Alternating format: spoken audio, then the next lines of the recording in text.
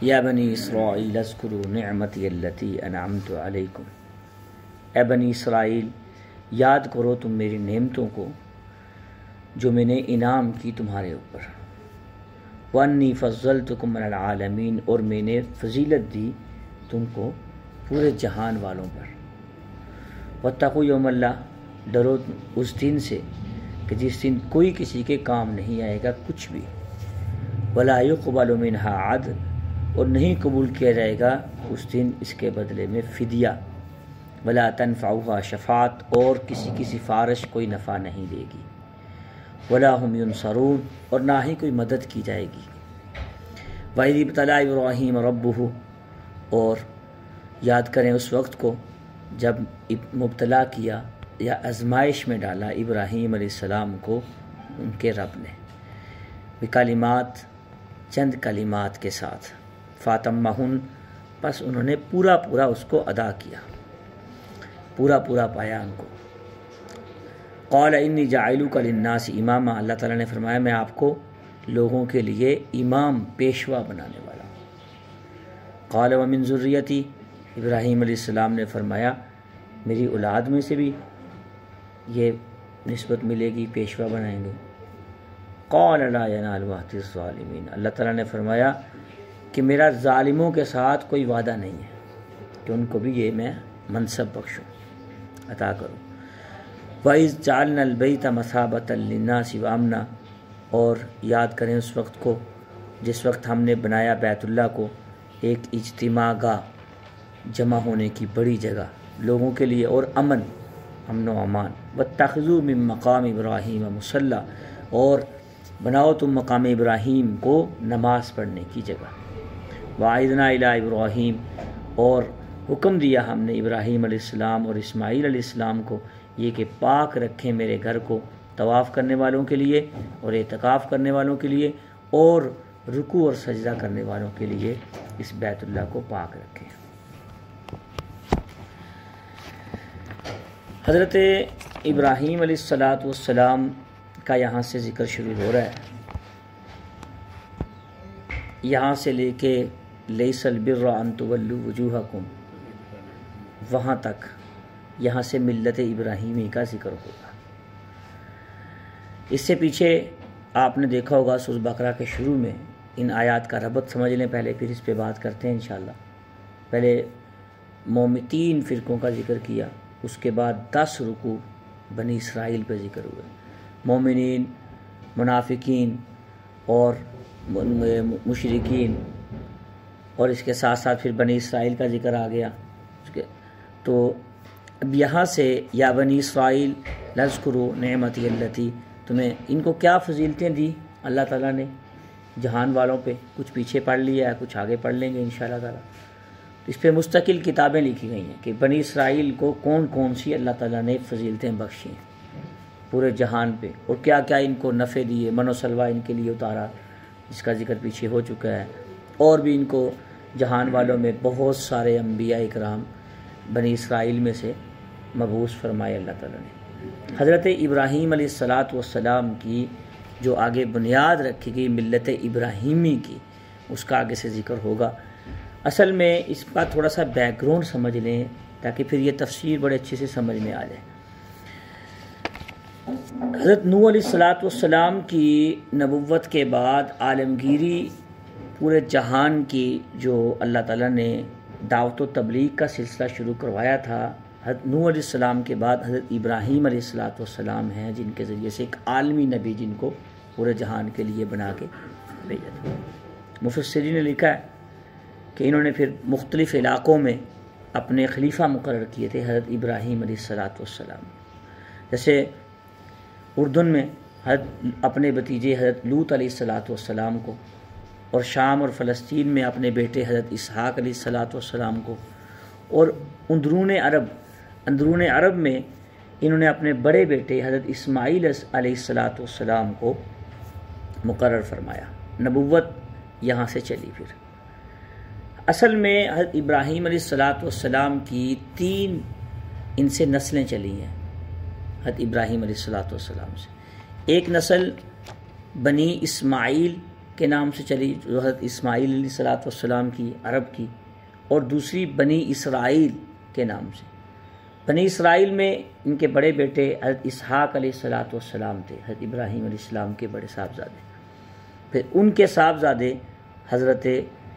یعقوب علیہ السلام تھے۔ پھر ان کے 12 بیٹے تھے، اور بنی اسرائیل کے 12 قبیلے ان سے بنے۔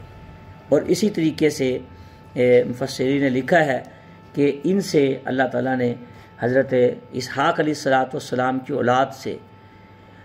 جن میں سے حضرت یوسف علیہ السلام، حضرت یعقوب علیہ السلام، حضرت موسیٰ علیہ السلام، حضرت داؤد علیہ السلام، حضرت سلیمان علیہ السلام، حضرت یحییٰ علیہ السلام، حضرت عیسیٰ علیہ السلام، یعنی کہ تمام انبیاء کرام 3000 سال کا سلسلہ چلا، جس میں سے 1400 سال تقریباً مفسرین نے لکھا ہے نبوت کا جو سلسلہ چلا یہ اس لڑی سے چلا، بنی اسرائیل سے۔ اور حضرت اسماعیل علیہ السلام کو نبوت ملی، حضرت اسماعیل علیہ السلام کی نبوت کے 3000 سال بعد رسول اللہ صلی اللہ علیہ وسلم کو نبوت ملی۔ یہ 2 نسلیں ہوئی ہیں ابھی، بنی اسماعیل اور بنی اسرائیل، جن کی میں نے تفصیل سے بات کر دی ہے کہ بنی اسماعیل میں حضرت اسماعیل علیہ السلام مبعوث ہوئے نبی، اور بنی اسرائیل میں حضرت اسحاق علیہ السلام، پھر ان کے بیٹے یعقوب علیہ السلام، پھر ان کے آگے انہی کی نسل میں سے، انہی کی لڑی میں سے یوسف علیہ السلام، موسیٰ علیہ السلام، فرعون، یہ سارا فرعون سے جو ٹکراؤ ہوا موسیٰ علیہ السلام کا، یہ بنی اسرائیل کی لڑی میں سے انبیاء آتے رہے۔ پھر یحییٰ علیہ السلام، داؤد علیہ السلام، سلیمان علیہ السلام، عیسیٰ علیہ السلام، تو علیہم السلام، یہ سلسلے چلتے رہے۔ تیسرا ایک اور سلسلہ بھی ہے، آپ نے بہت کم سنا ہوگا لیکن مفسرین نے لکھا ہے۔ حضرت ابراہیم علیہ السلام کی ایک تیسری بیوی تھی حضرت قطورہ رضی علیہ السلام۔ یہ علیہ السلام، حضرت قطورہ علیہ السلام، ان سے بھی ایک لڑی چلی تھی، جس میں سے مدین میں حضرت شعیب علیہ السلام ان کی لڑی میں سے نبی مبعوث ہوئے۔ حضرت شعیب علیہ السلام کی بیٹی سے حضرت موسیٰ علیہ السلام نے شادی کی۔ جی بالکل، وہ سلسلہ آگے قصص میں اس کا پورا قصہ آگے آ جائے گا۔ حضرت ابراہیم علیہ السلام کا جو سلسلہ چلا، اس میں اس کے بعد جو ہے یہ شاخیں تھیں تینوں۔ پھر آگے یہاں سے جو اللہ تعالیٰ بیان فرما رہے ہیں وہ یہاں سے حضرت ابراہیم علیہ السلام کی جو تیسری لڑی تھی، دوسری لڑی حضرت اسماعیل علیہ السلام والی تھی، ان کا آگے ذکر فرما رہے ہیں۔ اور لیس البرا تقریباً کافی رکوع بن جاتے ہیں، 15ویں رکوع سے 18ویں رکوع تک یہی سلسلہ چلے گا۔ ملت اب یہ ساری امت جو ہے، یہ امت کا جو امامت کا جو منصب تھا، جو بنی اسرائیل کے سر پہ رہا، اور اس کے ساتھ ساتھ بیت المقدس قبلہ اول بنا رہا۔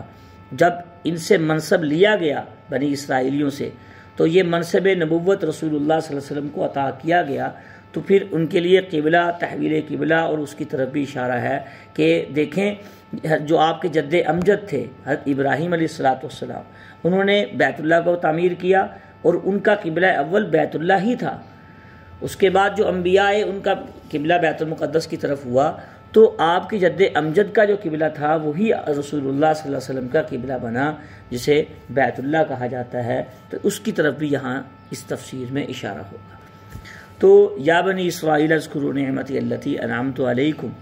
کہ یاد کریں اس وقت کو کہ ہم نے ان کو بڑی فضیلتیں بخشی ہیں، بڑی ان کو، تو ان کی فضیلتوں پہ مستقل کتابیں لکھی گئی ہیں۔ بنی اسرائیل کو کیا کیا سہولیات دی اللہ تعالیٰ نے، اور کتنی نعمتیں بخشی، اور کتنی بڑی فضیلت بخشی کہ سارے انبیاء کو، ان کے اندر بہت سارے انبیاء کو مبعوث فرمایا، لیکن انہوں نے اس چیز کی قدر نہیں کی، تو اس کا ذکر بھی اللہ تعالیٰ نے آگے ذکر فرما دیا کہ یہ جو قدر کرے گا تو اس کو میں یہ امت کا، یہ امامت کا منصب دوں گا، جو قدر نہیں کرے گا اس سے امامت کا منصب لے لیا جائے گا۔ تو ان سے لے لیا گیا۔ پھر حضرت اسماعیل علیہ السلام کی اولاد سے رسول اللہ صلی اللہ علیہ وسلم کو مبعوث فرمایا، ان کی لڑی ختم ہو گئی۔ تو اسی حسد کی وجہ سے، اسی بغض اور عناد کی وجہ سے جو آج تک چلا آ رہا ہے، مسلمانوں کی اور یہود و نصارہ کی کشمکش چل رہی ہے۔ اور یہ مفسرین نے لکھا ہے جو موجودہ یہودی ہیں، جو موجودہ عیسائی ہیں، یہ وہ ان کی لڑیوں سے نہیں رہے، یہ ظلم کر کر کے، فسادات کر کر کے، گناہ اور خواہش پرستی کر کر کے ان کی لڑی، انبیاء کی لڑیوں سے بھی نکل چکے ہیں۔ انہوں نے کتابیں بدل دی، انہوں نے اپنی مرضی کے مطابق سارا نظام بنا لیا۔ تو موجودہ یہودیوں کو یا موجودہ نصارہ کو، عیسائیوں کو، ان کی انبیاء اکرام علیہم الصلاۃ والسلام کی طرف مبعوث کرنا یہ بھی ٹھیک نہیں ہے، کیونکہ انہوں نے تو خواہش پرستی کی زندگی گزار رہے ہیں، انہوں نے تو کتاب کا کوئی حال نہیں چھوڑا۔ آپ تورات چیک کر لیں، انجیل چیک کر لیں، تو کیا انہوں نے حال کیا اور کتنے نسخے بنا دیے،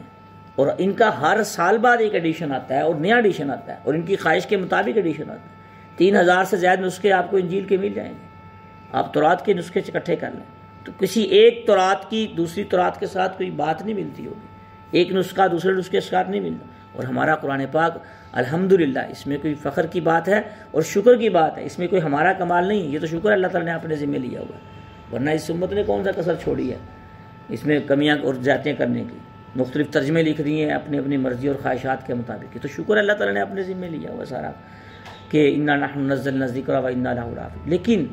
ہمارے لیے خوش قسمتی کی بات یہ ہے، امت مسلمہ کے لیے اور رسول اللہ صلی اللہ علیہ وسلم کی امت کے لیے، کہ ہمارا قرآن بھی محفوظ ہے، ہمارے نبی بھی سرکار دو عالم صلی اللہ علیہ وآلہ وسلم ہے اور امام الانبیاء ہے، اور اللہ تعالیٰ ہم نے نہ شرک کیا، اللہ تعالیٰ کا کوئی شریک نہیں ہے، ہمارا عقیدہ ہے مسلمانوں کا، اور نہ رسالت میں ہم شرک کرتے ہیں کہ آخری نبی ہے ہمارے نبی پاک صلی اللہ علیہ وسلم، آپ کے بعد کوئی نبی نہیں آئے گا، اور نہ کتاب میں تبدیلی نہ کی نہ ہی ہم کر سکتے ہیں۔ یہ ہماری ایسی مقدس اور پاکیزہ کتاب ہے، کتاب اللہ، جس کو ہم قیامت تک ایک رہنما اور رہبر کے طور پہ لے کے چلیں گے۔ اللہ تعالیٰ ہمیں مفسرین کو، محدثین کو، فقہاء کو، علماء کو، اور جو لوگ اس کام میں، اس شعبے میں لگے ہوئے ہیں، جنہوں نے اپنی زندگیاں لگا دی ہیں، اللہ تعالیٰ ہمیں ان کی قدر کرنے کی توفیق عطا فرمائے۔ پھر فرمایا واتقوا یوما لا تجزی نفس، یہ تم کہتے ہو نا ہمیں ابراہیم علیہ السلام بچا لیں گے یا ہمیں تو فضیلت بخشی اللہ تعالیٰ نے، ایسی بات نہیں ہے، اللہ تعالیٰ خود ہی اس کا جواب دے رہے ہیں کہ اس دن تو کوئی کسی کے کام نہیں آئے گا، ولا يقبل منها عدل، کوئی فدیہ قبول نہیں کیا جائے گا، ولا تنفعها شفاعہ، اور کسی کی کوئی سفارش نہیں چلے گی۔ دنیا میں تو سفارشیں چلا لیتے ہیں نا، دنیا میں تو تعلقات نکال لیتے ہیں، اپنے منمانی زندگی گزار لیتے ہیں، لیکن آخرت میں منمانی چکر نہیں چلے گا، آخرت میں سیدھی سیدھی بات ہوگی، جو صحیح ہے وہ صحیح ہے، جو نیک ہے وہ نیک، جو برا ہے وہ برا ہے، تو اس لیے سیدھے ہو جاؤ۔ فرمایا شفاع ولا هم ينصرون، کوئی کسی کی مدد نہیں کرے گا، نہ آپس میں ایک دوسرے کی مدد کریں گے، نہ ان کی کوئی مدد کرے گا، ہر ایک کو اپنے نفسا نفسی کا عالم ہوگا۔ تو اس لیے میرے بھائی یہ مسلمانوں کے لیے بھی بڑا سبق ہے کہ اسلام لانے کے بعد انسان کو کوشش کرنی چاہیے سب سے پہلے تو اپنی نیت صاف رکھے اور اپنا عقیدہ ٹھیک رکھے، پھر اس کے بعد نیک اعمال میں لگا رہے حتیٰ کہ موت آ جائے، اسی حالت میں چلا جائے۔ نیک نیتی کی وجہ سے بہت سے راستے ٹھیک ہو جاتے ہیں انسان کے، صاف نیت ہو، ہر کام میں نیت صاف ہو، صحیح نیت ہو، لیکن غلط کام میں نیت صاف بھی ہو تو کام نہیں چلتا۔ جیسے میں اکثر کہتا ہوں کہ یہ جو وکلاء ہیں، قاتل کا بھی وکیل ہوتا ہے، مقتول کا بھی وکیل ہوتا ہے، اور کہتے ہیں ہماری نیت صاف ہے، ہم تو عبادت سمجھ کے کر رہے ہیں، اور یہ جو ڈرامے بناتے ہیں یہ کہتے ہیں ہم ڈرامے بنا رہے ہیں، عبادت سمجھ کے کر رہے ہیں۔ ہر ایک نے ہر عبادت کو عبادت کے ساتھ جوڑ دیا اپنے پیشے کو، ایسی بات نہیں ہے۔ صحیح کام میں صحیح نیت ہوتی ہے، برے کام میں نیت صحیح بھی ہوگی، کام تو غلط ہے نا، وہ تو دل بھی کہتا ہے، عقل بھی کہتی ہے۔ اگر دل اور عقل آپ کا مطمئن کر لیں آپ دھکے سے، کہ دل کو مطمئن کر لیا اس کام پہ، غلط کام پہ، لیکن یاد رکھیں اگر علماء اس کی تصدیق نہیں کرتے، قرآن و سنت اس کی تصدیق نہیں کرتا، تو آپ نے دل مطمئن کرنے کا کوئی اعتبار نہیں ہوگا، وہ غلط ہی رہے گا، اس کو ٹھیک نہیں کر سکتے۔ تو اس لیے اپنے اعمال کو ٹھیک رکھنا چاہیے، آخرت میں کوئی کسی کے کام نہیں آئے گا۔